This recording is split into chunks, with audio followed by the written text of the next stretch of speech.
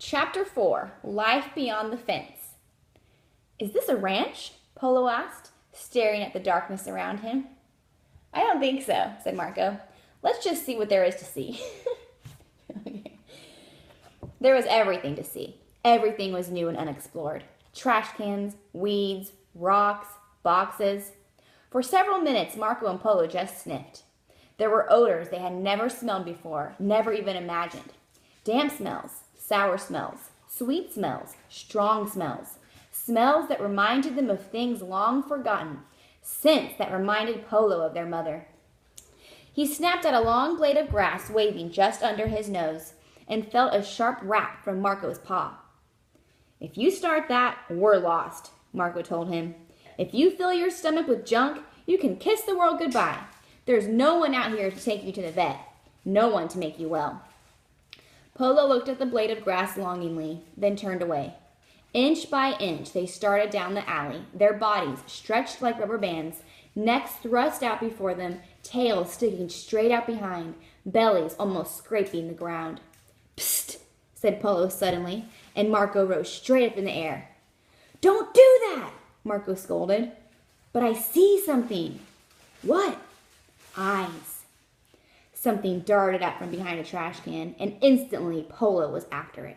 A second later, a mouse was trapped securely in his claws. What is it? Polo asked curiously, staring at the mouse, who was holding very, very still. I think it's a mouse, Marco said, coming over. I am a mouse, you big lunkhead, said the small creature. Take it easy, will you? He speaks English, said Polo, amazed. Of course I speak English. I lived in a house for 2 years and sat under the kitchen sink every morning while the family had breakfast. Look, if you're going to eat me, get it over with. If you're not, I've got business to attend to. Eat him? Polo gasped. Alive? I taste terribly going down, the mouse added. Do you want him? Polo asked his brother. Only if I were on a desert island and starving, said Marco. Can you imagine how his whiskers would feel in your mouth? Tails are worse, said the mouse. It takes forever to swallow a tail. First it slides all the way back on your tongue. Then it starts down your throat, an inch at a time. Polo gagged and lifted one paw, and in a split second the mouse had scampered off. Impatient to be going, Marco hopped up on a garbage can and motioned Polo up beside him. We have to make a decision, he said. Which way shall we go? North, south, east, or west? Behind them, they could hear cars racing back and forth. To one side was the Neal's house, to the other, more houses, and straight ahead were lights and noise and music. What do we get if we go north? Polo asked. Snow and ice and Santa Claus, Marco told him. What do we get if we go south? Swamp grass and alligators, said Marco, never having seen an alligator in his life, only having read about them. What do we get if we go east? The ocean. What do we get if we go west? Marco smiled wistfully. A ranch. And which way is west? That way, I think, said Marco, pointing straight ahead. So they set off for the lights and music. It was a wee bit scary in the alley. There were noises Marco could not identify. Rattles, scrapes, squeaks, and shuffles.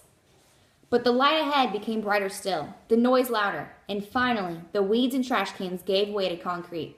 The cats came out upon a huge parking lot, filled with cars and people.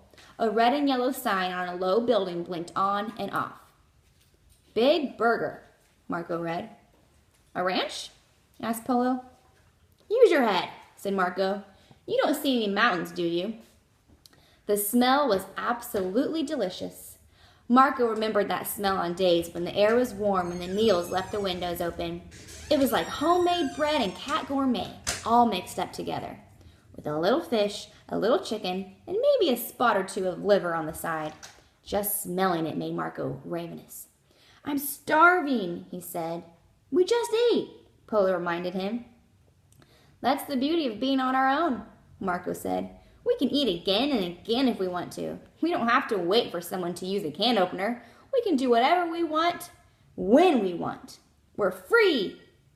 They walked along the back of the parking lot until they came to the restaurant's trash cans. There, taking place before their very eyes, was a cat banquet. At least a dozen cats of every description were feasting. They were on top of the garbage cans, beside the cans, in the cans. Marco could see a tail or two sticking up over the tops. Every so often, the back door of the Big Burger would open. The cats would scatter. A man would dump another load of bottles, bits, and pieces into one of the cans. And after he left, the cats would come running back. "Hog heaven," said Marco, and headed for a piece of fish sandwich that was lying off to one side. Just as he was about to take it, a huge paw reached out and swiped him across the nose. "What do you think you're doing?" asked a large yellow cat with a white belly. "This is my territory, and nobody eats here unless I invite him." He was a huge cat, and Marco decided he had better be polite. "May we join you?" he asked. "No," said the yellow cat, and threw back his head, laughing, and the others joined. "What do we have to do to be invited?" Marco asked. "Say the password." The yellow cat grinned. "What is the password?" asked Polo. "That's for us to know and you to find out," said the yellow cat. All the cats laughed again. Black and white heads poked up out of the garbage cans, grinning. Striped cats opened their mouths and howled. Spotted kittens positively shrieked. Picking up the fish sandwich himself and holding it between his teeth, the yellow cat waved it under Marco's nose, then gobbled it down. It was too much for Marco. He suddenly wanted that sandwich more than anything else in the world. He reached out a paw for one of the small crumbs left behind, and suddenly the fur was flying. A whirlwind of whiskers, tails, and paws went rolling across the parking lot as the big cat and Marco tumbled. "Get him, TJ!" the other cats chorused. "Go, Marco, go!" whispered Polo, off to one side by himself. The whirlwind fell apart, and Marco and the big cat stood up, their fur bristling, ears laid back, tails thumping against the ground. A low growl came from Marco's throat, a terrible noise that Polo had never heard before. An even more awful noise came from the yellow cat with the white belly. People walking along the sidewalk stopped to watch, and then the whirlwind began again as the big cat lunged at Marco, and Marco lunged at the yellow cat. They went rolling and tumbling, biting and clawing across the lot. The back door of the Big Burger opened, and out came the cook in his white apron and cap. He picked up the hose by the garbage cans and directed a stream of water into the heat of the battle.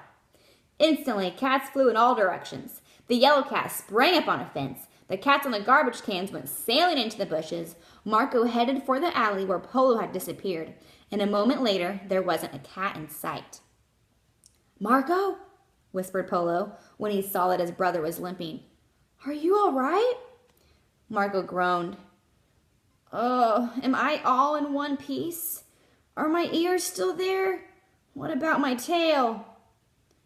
"Nothing looks broken, but I thought it was the end of you for sure," Polo told him. They watched from the shadows as the other cats crept back to the trash cans and began feasting again. Polo, who had not been hungry before, now felt hungrier than he had ever imagined he could be. Every time he took a breath, his stomach rumbled. "Who do you suppose he is?" asked Polo finally, as they watched the big yellow cat enjoying his dinner. "The king, the boss, the cat supreme. Who do you think?" said Marco miserably. For a long time, Marco and Polo sat hunched over in the darkness of the alley as the other cats ate their fish sandwiches. And then they were aware of a cat beside them, a smaller cat, a calico cat with 3 different colors of fur. "Wait until they're full," the calico cat purred. "And after they leave, there will still be plenty left." "What's his name, the big cat?" Marco asked. "Texas Jake." "What's your name?" asked Polo. "Carlota," she said.